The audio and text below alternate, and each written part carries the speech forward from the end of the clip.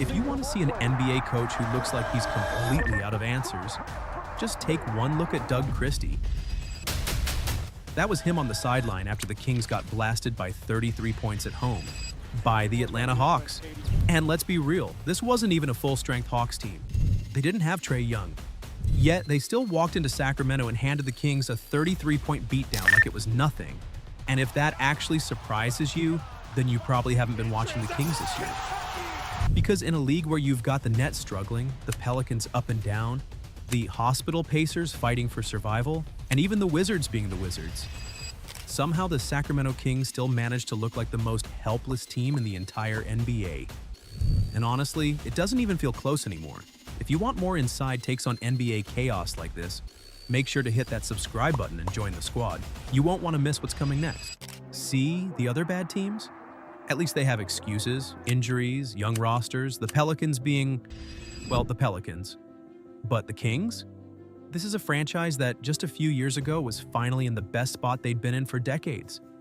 They even had that whole light the beam thing going. And what did they do with all that momentum? They threw it away to try building around, wait for it, DeMar DeRozan, Domantas Sabonis, and Zach LaVine.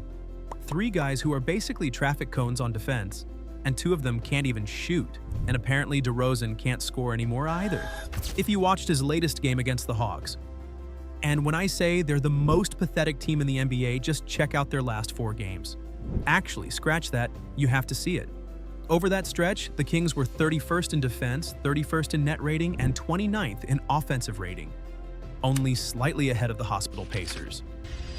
And while teams like the Wizards are out here giving heavy minutes to Alex Sarr, Keontae George, and Trey Johnson, and the Pacers are just waiting for a superstar who, by the way, was originally drafted by the Kings, to come back. What exactly are the Kings waiting for? This was supposed to be a team built to compete this season.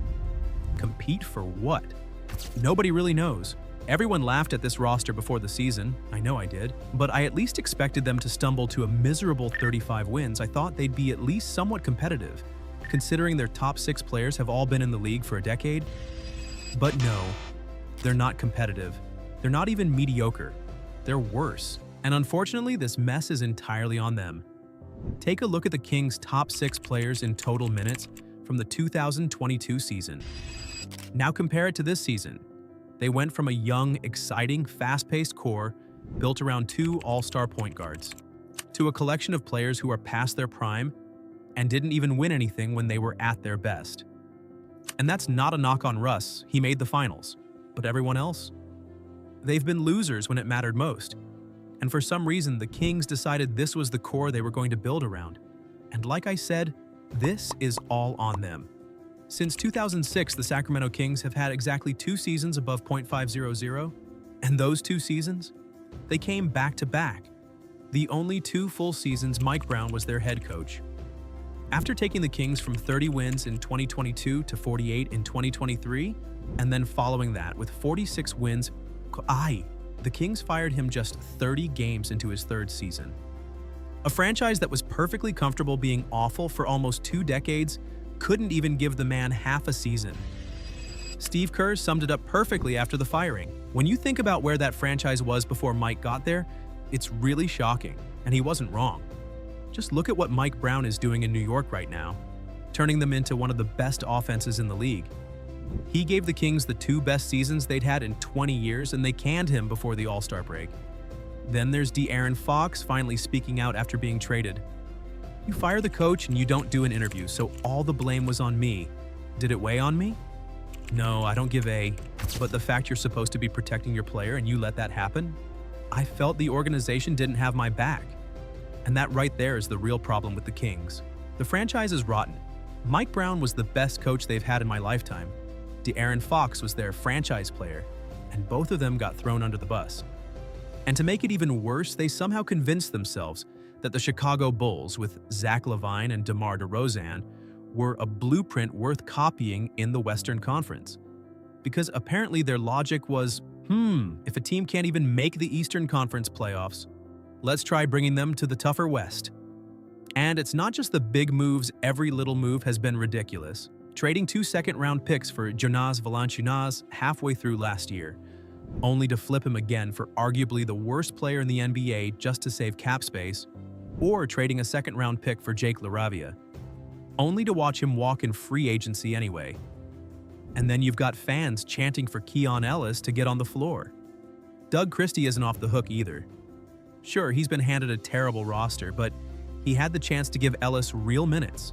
A guy who actually brings energy, plays defense, and hits threes. And when Christie was finally forced to play him against the Hawks, Keon Ellis ended up being the Kings' best player on the floor. Meanwhile, you saw what Russell Westbrook gave you as a starter, and still ignored all of this. And if you want a real measure of how bad things are, just look at the numbers when the Kings' so-called Big Three, and calling them that feels gross, are on the floor, versus when they're off. Your highest paid players, your supposed stars, are meant to make the team better, not turn the Kings into the Charlotte Bobcats. And nobody expected much from Zach LaVine. DeMar DeRozan is old, but Sabonis? Sabonis is supposed to be in his prime. People compared him to Jokic. People said he was better than Sengun, better than Chet, better than these young guys. And yet right now, this man isn't even better than Isaiah Hartenstein. Without Mike Brown and without De'Aaron Fox next to him, his playmaking has vanished. His efficiency is down. He's fouling more than ever, and defensively, well, he's still Sabonis. And to make it worse, according to Kings reporter Matt George, Sabonis is reportedly unhappy with his role. I have heard rumblings of Domantas Sabonis being unhappy with how he has been featured on the offensive end. If you were allegedly one of the reasons your coach got fired, and now you're complaining about the new coach, sorry, but I'm not here for that. And it probably sounds like the blame is being unfair towards Sabonis, but the truth is, it really isn't.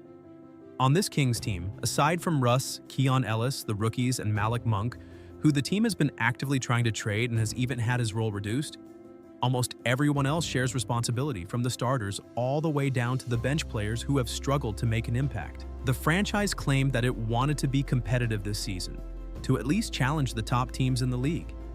Yet, over the past week, they've looked like the absolute worst team in the entire NBA, unable to string together even a semblance of cohesion or effort on both ends of the court. And if you look ahead to the next few games, things don't seem likely to improve anytime soon, with no clear solutions in sight. For Kings fans, this stretch has been exceptionally tough, and the ongoing disappointment is hard to ignore. It's been a week full of frustration, unanswered questions, and a growing sense of hopelessness for a team that had promised so much but delivered so little.